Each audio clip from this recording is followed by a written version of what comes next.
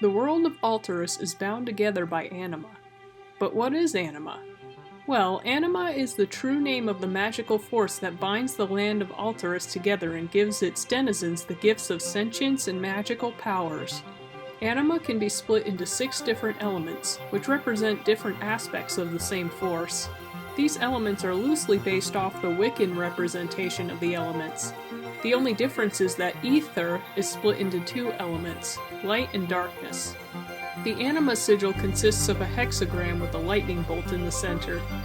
Each of the 6 points represents a different element of anima, while the lightning bolt in the center represents the spark of life that anima brings. When the elements are sketched out, they are always in the same places on the hexagram.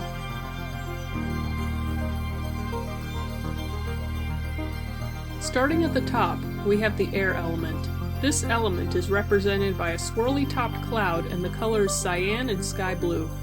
In Jack Thunder's case, his air magic is bright green. The most notable powers this element grants are flight and weather control. Going clockwise from the top, the next element is water. Water is represented by an image of 3 raindrops and is associated with sapphire blue and emerald green. The powers most closely associated with water are water breathing, tidal control, and the power to direct sea creatures to do one's bidding. The element of darkness is located on the bottom right point of the anima sigil. It is represented by a crescent moon turned on its side and is associated with the colors purple and black. Practitioners of dark magic have command over shadows and creatures of the night, as well as telepathy, divination, and a limited form of necromancy that animates non-living things and gives them artificial life. At the very bottom of the sigil, opposite air, is earth.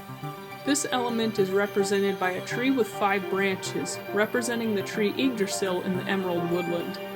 Earth is associated with the colors green and brown.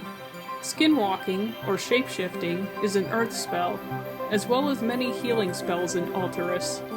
Aside from that, practitioners are gifted with super strength and are incredibly resilient in battle and in mundane struggles. Opposing water, the next element is fire. A blazing flame symbolizes this element, as do the colors red and orange. Fairies and other elementals associated with fire enjoy immunity to ice magic. They may also have the powers of pyromancy, temperature control, and the ability to burn away disease with a fire-based healing spell. The last of the elements, light, stands in opposition to darkness. Light is symbolized by a compass rose-shaped sun and is associated with the colors yellow and white. Altairians of the light element are very persuasive and have a unique ability to enlighten their opponents in battle, turning them to their side, whether that is for better or worse. The light element also has a myriad of healing spells associated with it, much like Earth, and it can even form blades and shields in a pinch.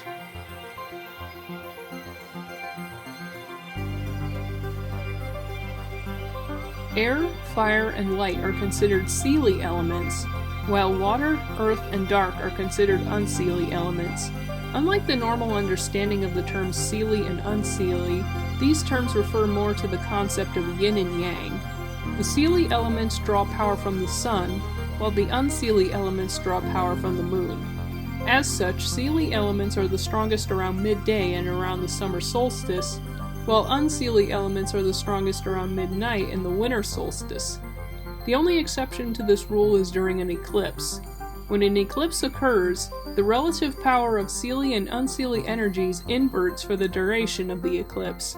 This can give an underdog just enough of a competitive edge to turn the tables in a conflict. In the Altairus sigil, the anima sigil is flanked on both sides by a white unicorn and a black dragon.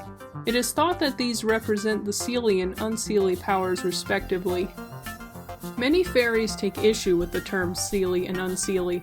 Part of the reason for this is because the terms were not coined by the Altairians themselves, but rather by humans who were visiting Altairus. Many feel that the 2 terms inappropriately split anima into 2 dualistic forces, misunderstanding them as opposites rather than 2 sides of the same coin.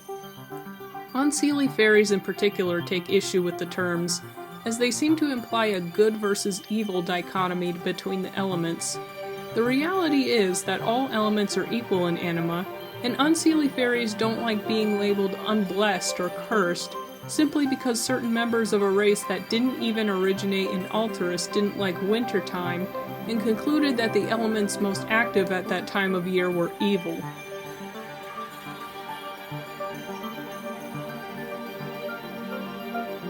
So we've talked about the individual elements and the powers they are associated with. But what happens when all of the elements combine? This is where Undifferentiated Anima comes in. Undifferentiated Anima is magic that is not associated with a single element, but instead combines the energies of all the elements. Appearance-wise, it tends to be white with a rainbow aura surrounding it most of the time. Fangwongs, beings that are made entirely of undifferentiated anima, tend to have a similar coloration. Alternatively, undifferentiated anima may take the form of a rainbow with 6 colors, each representing one of the elements. So what makes undifferentiated anima so special? Well, aside from drawing its power from the unity of all the elements, it is the only form of anima that is exceptionally powerful against Wendigos, beings whose only goal and happiness in life is to devour the magical essence of other worlds, reducing them to wastelands as dark and lifeless as their home in the flip side. There are a few reasons as to why this is. Since undifferentiated anima draws its power from unity, it is quite literally powered by friendship. It is much like the Care Bear stare or the elements of harmony in this regard. This is also why it's stronger in the presence of music. Music brings people together, and the concept of unity is so antithetical to the Wendigo's existence that any trace of it drives them back. The Wendigo Banishing Incantation is a perfect example of an undifferentiated anima spell.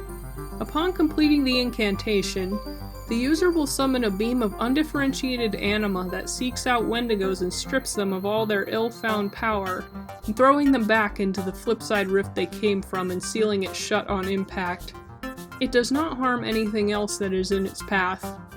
This spell is used frequently throughout Jack Thunder and the Fragments of Anima.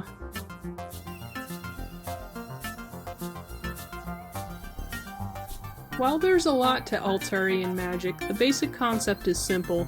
The name anima is derived from animism, and it is a potent representation of what magic is. It is literally the soul of the world, giving life to where otherwise there would be none, and endowing its subjects with creative powers of their own. Anima is the magical force that keeps the circle of life in Altairus turning, and protects it from outside threats.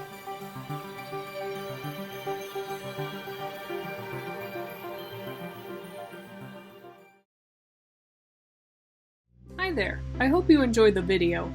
If you would like more from our friend Jack Thunder, you can check out my new book series, Jack Thunder and the Fragments of Anima, on Amazon using the link in the description.